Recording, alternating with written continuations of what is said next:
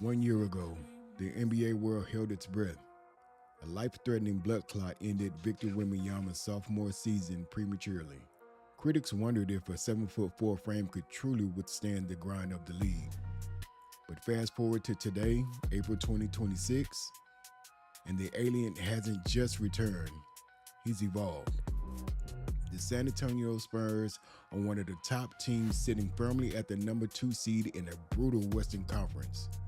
They've clinched their first division title since 2019, and Victor is averaging 24.7 points and a league-leading 3.1 blocks. The question isn't whether he's a superstar anymore. The question is, can a 22-year-old lead the youngest contender in history to an NBA championship this year? To understand if they can win it all, we have to look at the new Victor. He's not just a shot blocker anymore. In the 2025-26 season, Wemby has become a legitimate offensive hub. The efficiency. His true shooting percentage is up 62.2%. The clutch factor.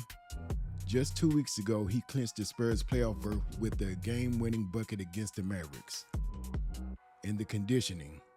Despite the health scares in 2025, he's playing 29 to 30 minutes of high-intensity basketball, showing no signs of slowing down in the fourth quarter.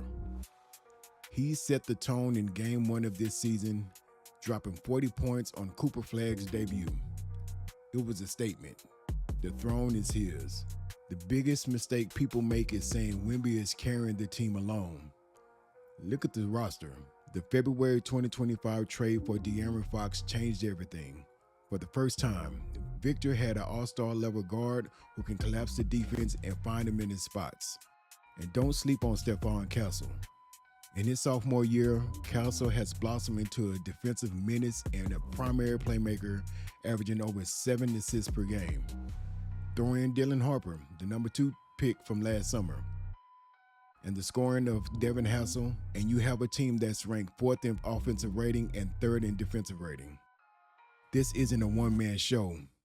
It's a modern-day version of the beautiful game Spurs. If the Spurs are going to lift the Larry O'Brien trophy, they have to go through the final boss, the Oklahoma City Thunder. OKC is currently the number 1 seed with 60 wins. Shai is the MVP frontrunner, and Chet versus Wemby rivalry is the new Magic versus Bird, some would say.